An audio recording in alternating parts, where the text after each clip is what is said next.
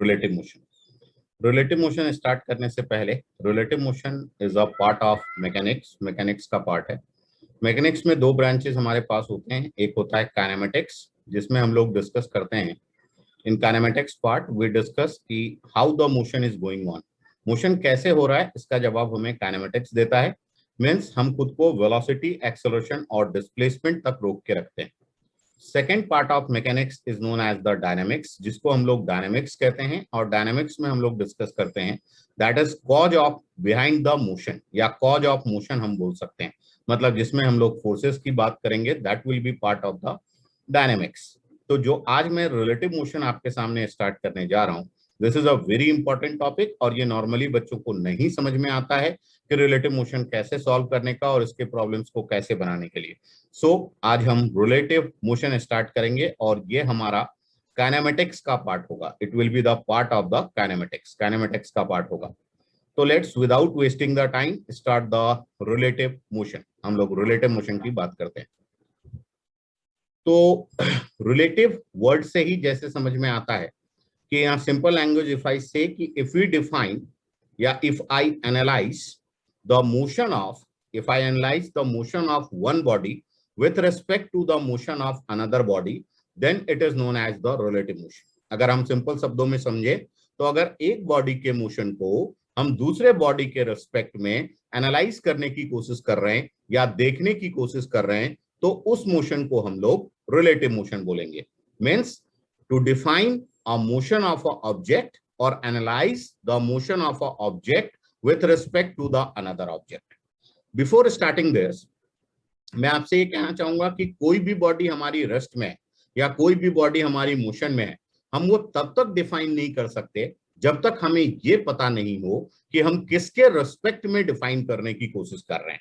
तो इसको बड़े एक सिंपल एग्जांपल से समझने की कोशिश करते हैं कि मान लीजिए कोई एक बॉडी आपके पास ए है या कोई एक पार्टिकल आपके पास ए है, and A is moving with 10 metre per second. A जो है ये मेरा 10 मीटर पर सेकेंड से मूव कर रहा है। सिमिलरली कोई एक बॉडी आपके पास बी है and B is also moving with 10 metre per second. B भी हमारा 10 मीटर पर सेकेंड से मूव कर रहा है। तो मैंने आपको दिखाया कि it is moving with 10 metre per second like this. और एक थर्ड बॉडी हमारे पास है जो सी है, एंड सी हमारा मूव नहीं कर रहा है, मतलब सी के पास कोई वेलोसिटी नहीं है। अब ध्यान से मेरी बात को सुनिए। A is moving with 10 metre per second with respect to the C, या हम ऐसा बोल सकते हैं कि A is in motion with respect to the C. Similarly, B is also moving with 10 meter per second. So B is in motion with respect to the C.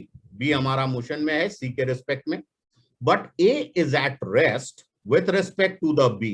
और in other word I can say कि B is at rest with respect to A.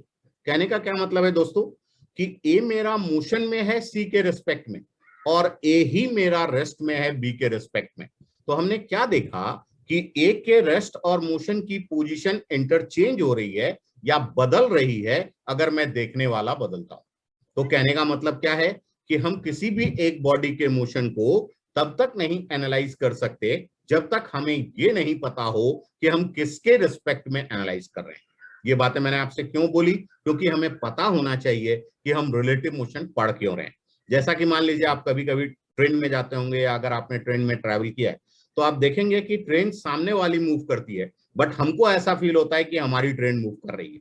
तो सामने वाली train अगर motion में आती है और हम रेस्ट में हैं, तो वो मोशन में है इसलिए हमको ऐसा फील होता है कि हम मोशन में। बात समझ में आ रही है?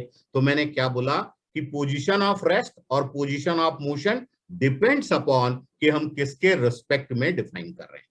तो आई होप आपको ये बात समझ में आई होगी कि हम रिलेटिव मोशन पढ़ क्यों रहे हैं और रिलेटिव मोशन की हमें जरूरत क्यों है। अब आगे बढ़ने से पहले इस रिलेटिव मोशन में मैं आपको 3 अप्रोच बताऊंगा। मैं आपको सिर्फ 3 अप्रोच बताऊंगा रिलेटिव मोशन के, जिस 3 अप्रोच से रिलेटिव मोशन के सारे क्वेश्चंस आपसे बन जाएंगे। फिजिक्स में एक बात ध्यान रखना कि मिसकंसेप्ट्स बहुत जल्दी बनते हैं as compare to the concept. तो हमें जितना से जितना ज्यादा हो जाए मिसकंसेप्ट से बच के चलना है और कंसेप्ट्स को अपनाने की कोशिश करनी है। जैसे जैसे मिसकंसेप्ट दूर होंगे कंसेप्ट हमारे पास खुद ब खुद ऐड होते जाएंगे। तो मिसकंसेप्ट से जितना दूर रहो और कंसेप्ट के जितना पास आओ उतना बेटर है। तो now let me start the first approach of relative motion, जिसको मैं फर्स्ट अप्रोच बोलता हूं। तो हम लोग देखते हैं कि first approach of relative motion हमारा क्या हो। तो we start first approach of relative motion. ध्यान से देखिएगा, यहीं पे बात समझ में आ जाएगी विदाउट एनी प्रॉब्लम। तो जब मैं फर्स्ट अप्रोच की बात कर रहा हूं या first approach of relative motion की बात कर रहा हूं, तो मैं क्या बोलता हूं, सुनना। In the first approach we define all the velocity, acceleration or displacement with respect to that body where it is placed. एक बार फिर से रिपीट करता हूं। We define all the velocity, displacement and acceleration with respect to that body where it is placed. अगर मैं हिंदी में बोलूं तो जो जहां होगा उसको उसके रिस्पेक्ट में डिफाइन करेंगे, जो जहां रखा होगा उसको उसके रिस्पेक्ट में डिफाइन करेंगे। तो देखिए, मैं दो एग्जांपल्स आपके सामने लेता हूं जिससे आपको कंसेप्ट 100% क्लियर हो जाएगा। मैंने कहा सपोज कीजिए कि ऐसा एक सिस्टम है हमारे पास। I have taken a system like this, जिसमें ये ऊपर वाला जो है that is a block and नीचे वाला जो है दैट इज अ प्लैंक। ऊपर एक ब्लॉक रखा है एंड ब्लॉक के ऊपर एक प्लैंक रखा है and block is moving with a velocity v1 जैसा कि डायग्राम में आपको दिख रहा है and plank is moving with a velocity v2 as shown in the diagram. This is the first case I take. Let me take another case to understand the concept more clearly. Again, I take a block and block is moving with a velocity v1 like this and block is placed on a plank and this plank is moving with a velocity v2 like this. This plank is moving with a velocity v2 like this. ये वाला जो plank है ये मेरा v2 से move कर रहा है। फर्स्ट अप्रोच को समझने के लिए मैंने दो एग्जांपल्स आपके सामने रखे हैं। This is the first example and this one is the second example.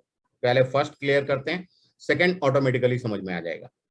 In the first case what it is, मैं तुमसे पूछता हूं कि ब्लॉक तुम्हारा कहां प्लेस है।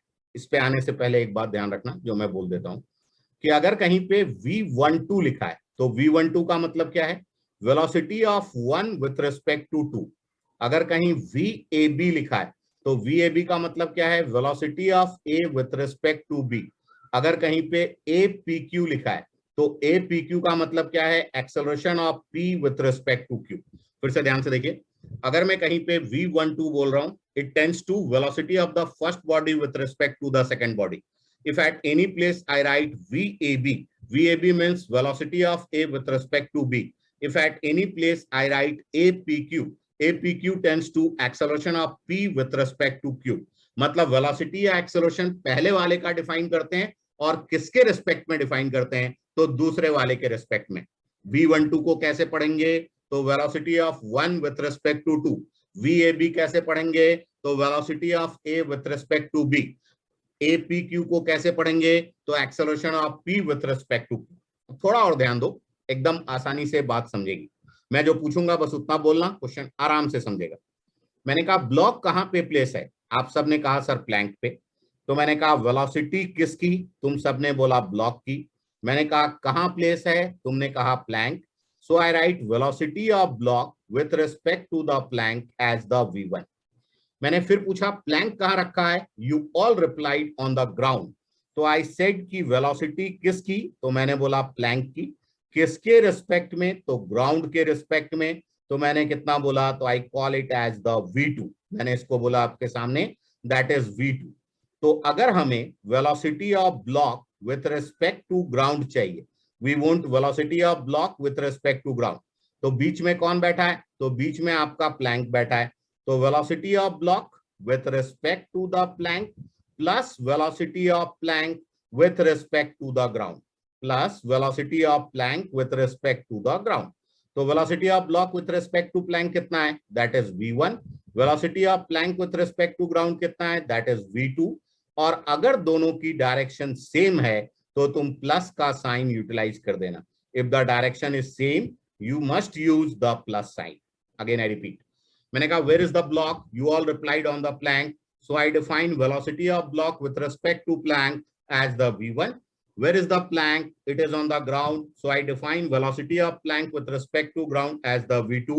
if I need to define velocity of block with respect to ground, अगर मुझे ब्लॉक का ग्राउंड के रिस्पेक्ट में चाहिए, बीच में कौन बैठा है, प्लैंक, तो वेलोसिटी ऑफ ब्लॉक से प्लैंक तक आते हैं तो velocity of block with respect to plank plus velocity of plank with respect to ground, and if they are in the same direction I must write it as v1 plus v2. और अच्छे समझने के लिए second वाला case ले लेते हैं। फिर से मैंने पूछा, जल्दी बोलो, एक एक बच्चे को बात समझेगी। ब्लॉक कहाँ है? तुम सबने कहा प्लैंक पे, so I define velocity of block with respect to plank v1। मैंने कहा प्लैंक कहाँ है? तुम सबने कहा ग्राउंड पे, तो मैंने कहा velocity of plank with respect to ground कितना? तो v2। तो अगर ब्लॉक का ग्राउंड के रिस्पेक्ट में चाहिए तो बीच में कौन बैठा है? प्लैंक बैठा है। तो क्या लिखना है? ब्लॉक से प्लैंक तक आएंगे तो मैंने लिखा v bp प्लस प्लैंक से ग्राउंड तक आएंगे तो मैंने लिखा v pg। मैंने पूछा डायरेक्शन सेम है या opposite? You all said opposite, तो मैंने कहा प्लस का साइन होना चाहिए या माइनस का? तुम सबने कहा माइनस का, तो it should be v1 minus v2 because the direction is opposite, because the direction is opposite, क्योंकि डायरेक्शन हमारी अपोजिट है इसलिए हमारा माइनस का साइन होना चाहिए। एकदम सिंपल है, देखो कैसे। मान लो अभी तुम अगर टेबल पे बैठे हो या टेबल पे मूव कर रहे हो तो तुम्हारी वेलोसिटी किसके रिस्पेक्ट में डिफाइन होनी चाहिए? टेबल। टेबल ऑब्वियसली कहां होगा? तो that is on the floor. तो टेबल का किसके रिस्पेक्ट में होना चाहिए? फ्लोर के। तो अगर तुम्हारा मुझे फ्लोर के रिस्पेक्ट में चाहिए तो तुमसे मैं टेबल तक आऊंगा और टेबल से फिर मैं फ्लोर तक आऊंगा। अगर दोनों की डायरेक्शन सेम है तो प्लस का साइन यूज कर दूंगा, और अगर दोनों की डायरेक्शन अपोजिट है then I will use the minus sign. This is known as the first approach the relative motion. इसको हम लोग फर्स्ट अप्रोच बोलते हैं रिलेटिव मोशन का। इसका मेन फंडा क्या है? व्हाट इज द मेन फंडा? जो जहां होगा उसको उसके रिस्पेक्ट में डिफाइन करेंगे। अगर सेम डायरेक्शन है तो प्लस यूज करेंगे और अगर अपोजिट डायरेक्शन है तो माइनस यूज करेंगे। अरे बोलो, सबको समझ में आ गया है? यहां तक तो मेरे हिसाब से किसी को कोई दिक्कत नहीं होनी चाहिए। फिर भी अगर दिक्कत है तो आप कमेंट करके मुझे बता सकते हैं। आगे बढ़ते हैं। तो we done with the first approach.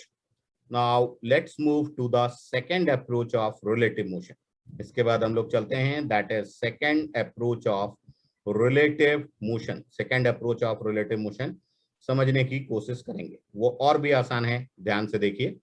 तो let's proceed with the second approach of relative motion. अब जो हम बढ़ना चाह रहे हैं that is second approach of relative motion. अगर आप ध्यान से देखेंगे तो मैं जो आपको बताऊंगा वो यही याद हो जाएगा, and exactly you will feel the subject की क्या हो रहा है। आपको सब्जेक्ट की फीलिंग आएगी और दोबारा पढ़ने की जरूरत नहीं है, बस ध्यान से देखिए, मजे से देखिए, ठीक है? पढ़ने में मजा आना चाहिए, ना कि बोरिंग लगना चाहिए। अब अगर हम सेकेंड अप्रोच की बात करें दोस्तों, तो सेकेंड अप्रोच में मैं आपसे क्या करता हूं, all the velocity, displacement or acceleration must be defined with respect to same frame of reference। मतलब जितनी भी velocity है, acceleration है या displacement है, अगर एक ही रेफरेंस के रिस्पेक्ट में डिफाइन हो या एक के ही रिस्पेक्ट में डिफाइन हो तब हम क्वेश्चन को कैसे सॉल्व करेंगे। तो इसको भी क्लियर करने के लिए let's take two cases to understand the concept more clearly. Let's consider one person as the A and on the ground and moving with v1 like this, another as the b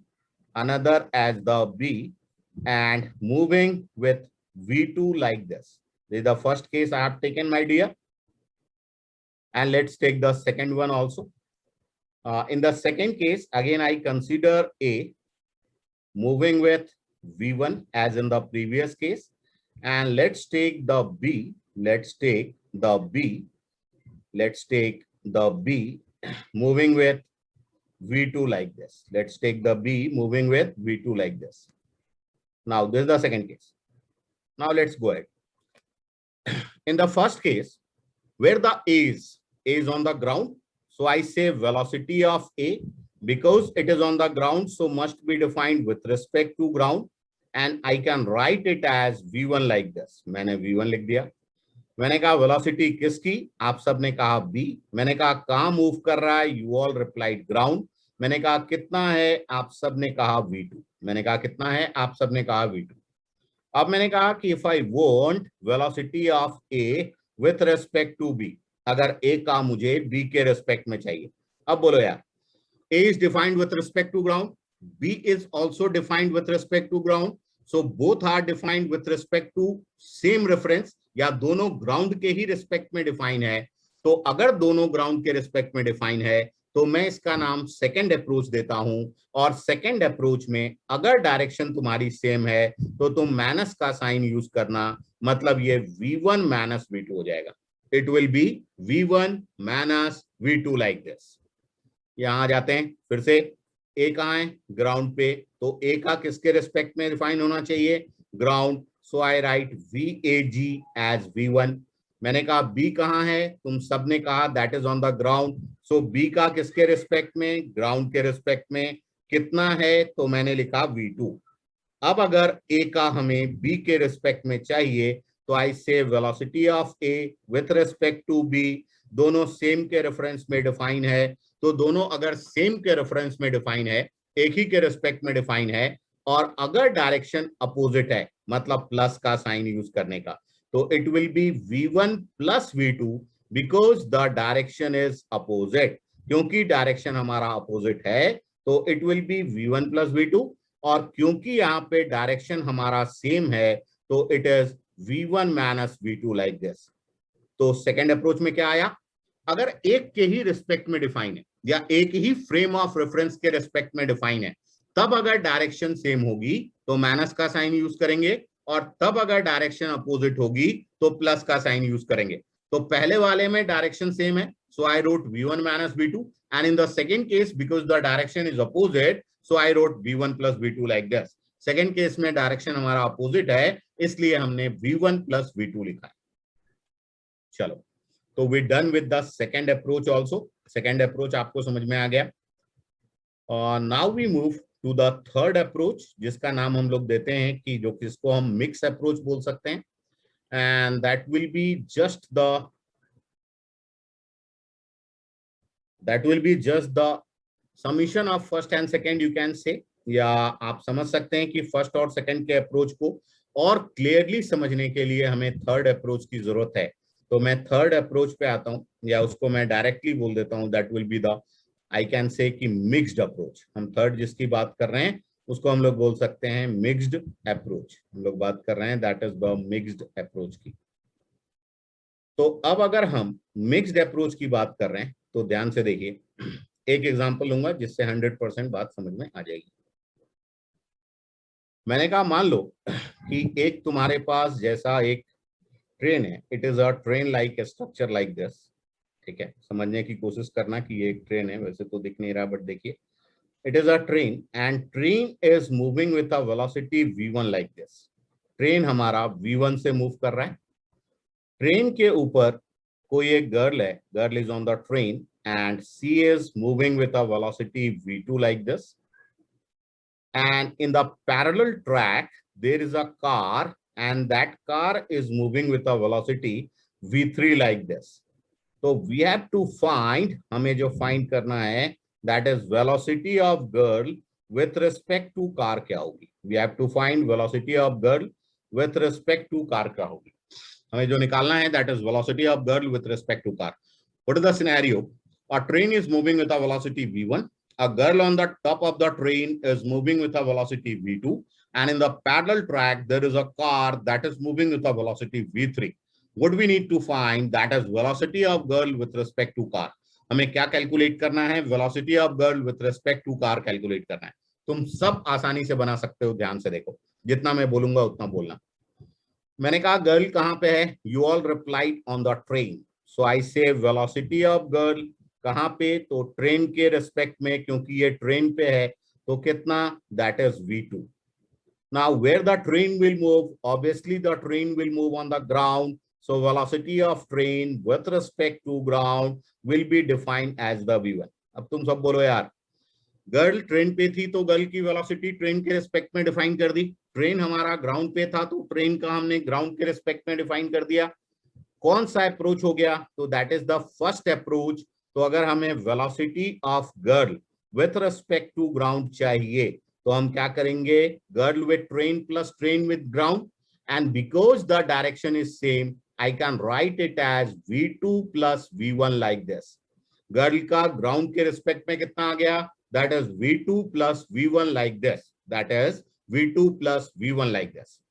Now, where the car is moving, obviously car will be moving on the ground. So car की velocity ground के respect में कितनी आ गई? तो that is v3 like this. अब एकदम आनंद से देखिए, कार की वेलोसिटी हमारी ग्राउंड के रिस्पेक्ट में आ गई, दैट इज v3. गर्ल की वेलोसिटी हमारी ग्राउंड के रिस्पेक्ट में आ गई, that is v2 plus v1. अब दोनों सेम के रिस्पेक्ट में डिफाइन है, तो दोनों अगर सेम के रिस्पेक्ट में डिफाइन है तो बताओ कौन सा अप्रोच हो गया? यू ऑल सेड कि सर ये वाला तो सेकंड वाला अप्रोच है. तो मैंने कहा सेकंड अप्रोच में सेम डायरेक्शन था, तो क्या कर रहे थे? तुम सबने कहा माइनस का साइन यूज कर रहे थे. तो velocity of girl with respect to the ground, because now it is the second approach and both are moving in the same direction, so it should be v2 plus v1 minus v3 like this. मैंने कहा v2 plus v1 minus v3 like this. तो velocity of girl with respect to the ground, that is v2 plus v1 minus v3 like this. That will be the relative velocity of the girl with respect to the, sorry, I wrote here ground, velocity of girl with respect to the car. It is velocity of girl with respect to the car, not the ground. I hope आपको first approach समझा है, I hope आपको second approach समझा है, I hope आपको third approach समझा है. आज हमने क्या क्या सीखा? सबसे पहले रिलेटिव मोशन किसका पार्ट है, दूसरा रिलेटिव मोशन हम क्यों पढ़ रहे हैं, तीसरा रिलेटिव मोशन के कितने अप्रोचेस पॉसिबल हैं, and in the next lecture we can see कि रिलेटिव मोशन के इन अप्रोच पे बेस्ड एप्लीकेशंस क्या क्या हो सकते हैं और न्यूमेरिकल्स में हम कैसे एंटर कर सकते हैं. तो that will see in the next coming lecture.